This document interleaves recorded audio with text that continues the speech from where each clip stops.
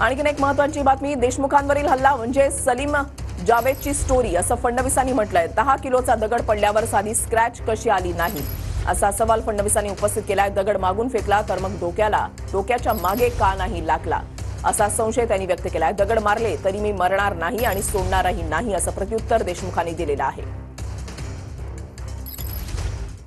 या भारतीय जनता पार्टी वाल्यांना मी सांगू इच्छितो की अनिल देशमुखावर तुम्ही गोटे मारा किंवा गोळ्या झाडा, अनिल देशमुख मरणार नाही।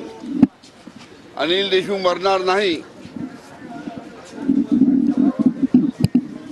आणि आम्ही लोक तुम्हाला सोडणारही नाही, एवढंच सांगतो। अनिल देशमुखांनी सातत्याने या ठिकाणी जसं हिंदी पिक्चरमध्ये सलीम जावेदांच्या स्टोऱ्या या अतिशय पॉप्युलर होत्या, तशा सलीम जावेदच्या स्टोऱ्या चालू केलेल्या आहेत। 10 किलोचा गोटा हा जर विंडशील्डवर मारला, विंडशील्ड तुटली का नाही? 10 किलोचा गोटा पडला तर साधी बोनेटला स्क्रॅच देखील का आली नाही? हा पहिला सवाल आहे। दुसरा, एकच गोटा आतमध्ये दिसलाय, हा गोटा मागची जी काच आहे ती फोडून मारलेला आहे।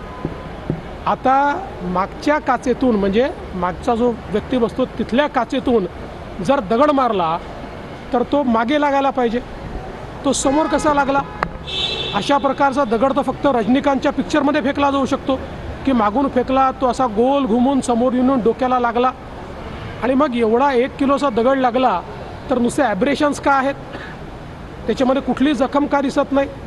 त्यामुळे हे जे काही आता सगळं समोर आलेलं आहे आणि याचं जे बिग पिक्चर समोर आलं आहे, यातनं एकदम स्पष्ट हे होत आहे की हे सगळं हा सिनेमा तयार करण्यात आला।